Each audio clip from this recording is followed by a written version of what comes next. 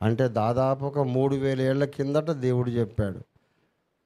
ఈ మనుషులు తిక్కలోళ్ళు ఏం చేస్తారంటే నక్షత్రములలో వీడు అక్కడికి ఎట్లా పోతాడు వాడు. అసలు మన సౌర కుటుంబం ఉన్నదే, మన solar system, sun and 9 planets, దీన్నే దాటి ఇప్పటిదాకా పోలేదు. ఈ సౌర కుటుంబం దాటి పోలేదు. ఇట్లాంటివి కోట్ల సౌర కుటుంబాలు ఉన్నదే మన నెబ్యులా. ఈ నెబ్యులాలు కొన్ని కోట్లు ఉన్నదే ఒక గెలాక్సీ. గెలాక్సీలు కొన్ని కోట్లు ఉన్నదే ఒక పాలపుంత మిల్కీవే. ఆ మిల్కీవేలు ఎన్నో కోట్లు ఉన్నదే మన బ్రహ్మాండం.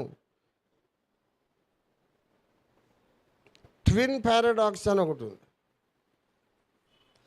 ఇద్దరు పిల్లలు ఉంటారు.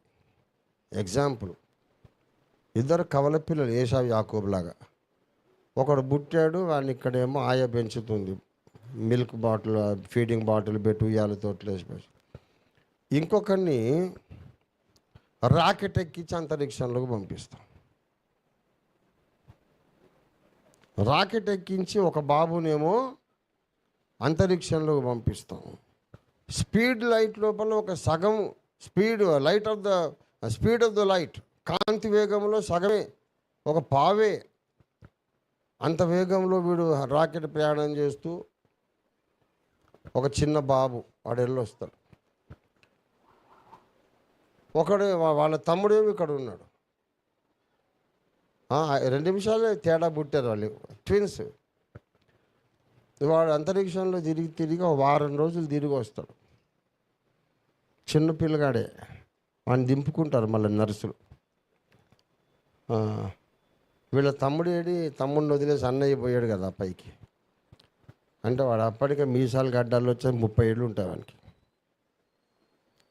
భూమి మీద ఉన్నోడికి కాలం ఒక స్పీడుతో నడుస్తుంది. అంతరిక్షంలో ఉన్నందుకు వాడికి టైం మెల్లిగా నడుస్తుంది. వానికి ఒక 7 రోజులే గడుస్తాయి. 7 రోజులలో పిల్లగాడు ఏం పెరుగుతాడు? మీసాలు గడ్డలు వస్తాయా? వాడు 7 డేసే ఉన్నాడు. వానికి సంబంధించి గడియారం అంతే చెప్పింది. హీజ్ ఓన్లీ 7 days ఓల్డ్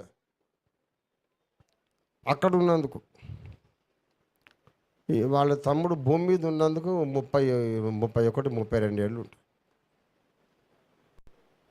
వీడా నా తోడబుట్టినాడు. ఏం సార్ దమ్మా ఖరాబ్ అయిందా?